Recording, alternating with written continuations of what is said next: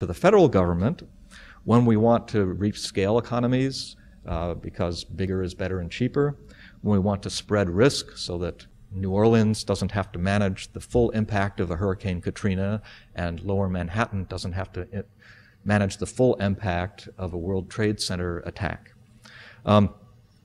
We centralize when we want to reduce spillovers. When the acid rain from Ohio is polluting the Adirondack Lakes, we want to make sure that there's federal laws to deal with that.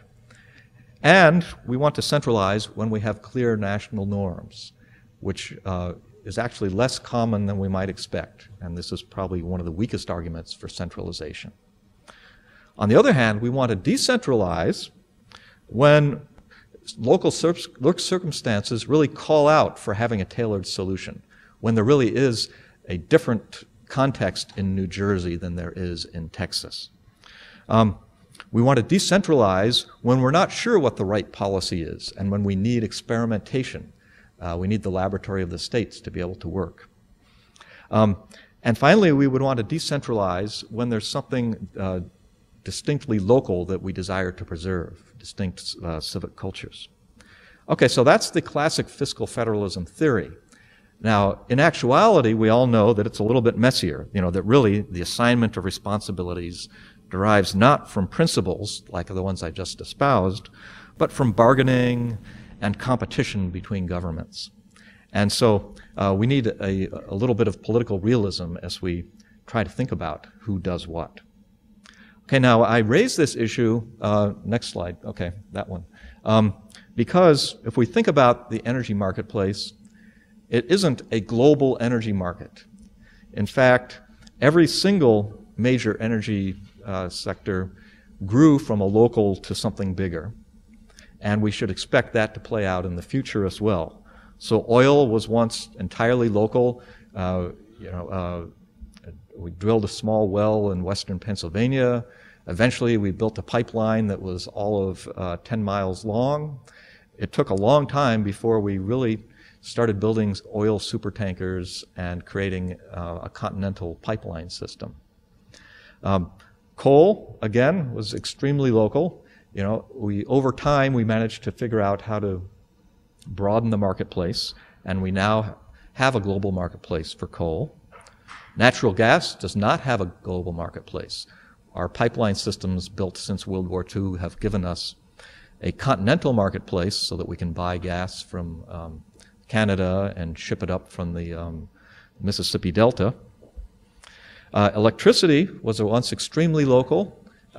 Pearl Street Station in Manhattan didn't serve anything more than Wall Street, and it was very much a downtown kind of activity. And it wasn't until the middle of the last century that we started to create regional grids.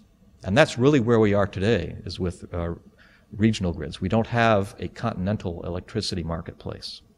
So if we think about something in the future like hydrogen, we should expect it to go through that same slow growth in scale. And that means that what we do at the state level matters a lot for how energy policy plays out. Okay, next please. And because states and localities are really different from one another, we should expect the seeds of any innovation transition to be to find more fertile ground in some places than others. Our preferences vary, so that some states are red, others are blue. Our capabilities vary. A California can afford to have a big California Energy Commission, a Delaware less so. And our circumstances are different. In Oklahoma, they've got lots of natural gas and oil. They're a producer state. New Jersey has nothing. We're a consumer state. All we're really good at is consuming energy. And we need to consider that as we think about what we're going to lead with in our energy policies. Next, please. So where I'm suggesting we need to be focusing is on applied research and on demonstration projects that are not overly costly. We need to take advantage of the fact that our regulated utilities, our gas and electric utilities, are captive.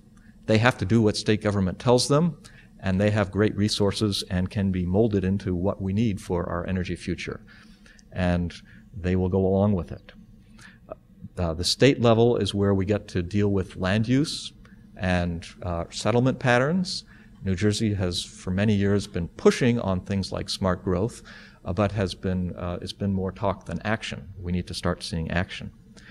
And it's also at the state level that we need to do activities like today's, basically learning about what's coming and making sure that our leaders are well grounded in the basics.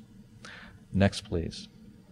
The federal government, on the other hand, should be out there sponsoring the fundamental research and doing so in a stable way so it doesn't ramp up and down every 3 or 4 years as administrations change. The federal government needs to put standards in place to help us build these national markets. The federal government needs to subsidize the states so that we truly have a laboratory of the states. And the federal government needs to be forward-looking and develop technology roadmaps and help industry reinvent itself.